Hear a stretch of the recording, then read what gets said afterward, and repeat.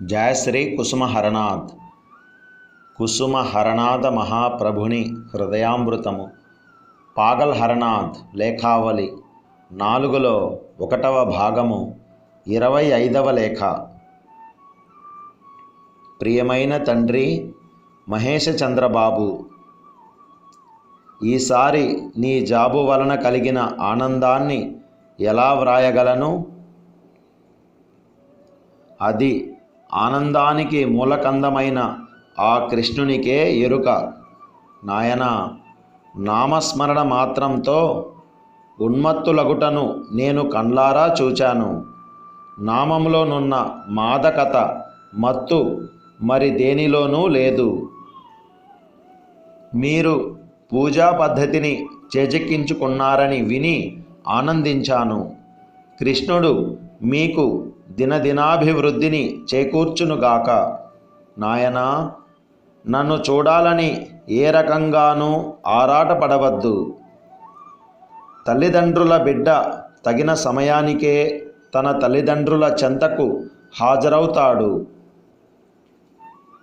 ఆకలి వేయగానే అమ్మ దగ్గరకు వచ్చి అడుగుతాను.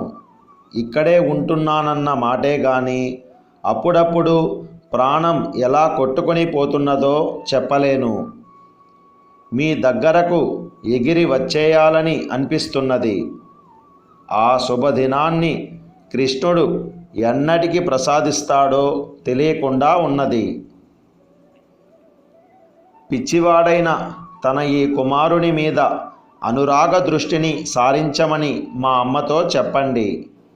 బాబా, మీరు నన్ను లెక్కలోనికి తీసుకోకుండా మీకు కేవలం 2 కుమార్తెలు 1 కుమారుడు మాత్రమే అని మీ జాబులో వ్రాశారు. ఎందుకని బాబా? నేను ఎందుకు పనికిమాలిన వాడనేయని గ్రహించియే నన్ను లెక్కలోనికి తీసుకోకుండా వదిలివేశారా? మిగిలిన నా సోదరీ సోదరులను లెక్క కట్టే సమయంలో దయ ఉంచి నన్ను కూడా కలపండి. మీరు నన్ను మరచిపోయినా అంత నష్టం లేదు, కానీ మా అమ్మ మాత్రం నన్ను మరచిపోకూడదు. మా అమ్మయే లభ్యమైనప్పుడు మీరు లభించటంలో సందేహం లేదు. నా సోదరీ సోదరులకు నా ప్రేమానురాగాలను తెలియచేయండి. ఎన్ని దినాలకు మీ అందరి ముఖాలను చూడగలనో ఆ కృష్ణునికే ఎరుక. బాబా, ఎంతో అదృష్టం ఉన్నవాళ్ళు మాత్రమే కృష్ణ మంత్ర దీక్షను పొందగలుగుతారు. ఆ అదృష్టం అందరికీ దక్కదు. నాయనా, మీరు చాలా అదృష్టవంతులు. తమ అనురాగమునకగు హర.